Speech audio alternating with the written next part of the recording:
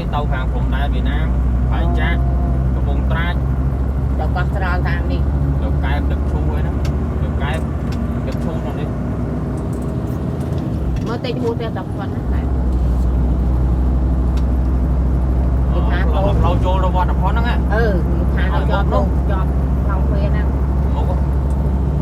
ម៉ែតែទៅទិញហ្នឹងគេបានម៉ែញ៉ាគេខាប់វិញទៅស្គូលបាទ looks like it នៅចាំតាមចំណុចទូខ្ញុំមកដើរទៅស្រីនងណាចាចូលដល់ដៃគូហ្នឹងមានកូនរោងគេនៅផ្លូវដើរយើងចូលទៅស្រីនងណាចាហើយខ្ញុំទៅឈរគឺថាម៉ែទៅឈរឲ្យឈរចាំម្នាក់ស្អីចាំអាតែស្អីហ៎បងឯងមកពីតាមកោះហ្នឹងហើយបងតាមគាត់ឈរចាំអាតែស្អីនៅហ្នឹងហើយចូលឈរធំលើអាស្បូវអាស្អីណែបាទឡាពេអាគាត់ផ្ទះណាស្លឹកណោតគាត់បូលធ្វើផ្ទះណាឈរលើហ្នឹងធំតាប់ឃើញកវលមកគូហើយបាត់ពេលគូខ្ញុំមកយកដាក់ពាក់លេងដាក់ពាក់លេងបានតែថ្ងៃពាក់អីហ្នឹងថាខ្ញុំប្រើបានលើកន្លែងនេះបាយបាយទៅ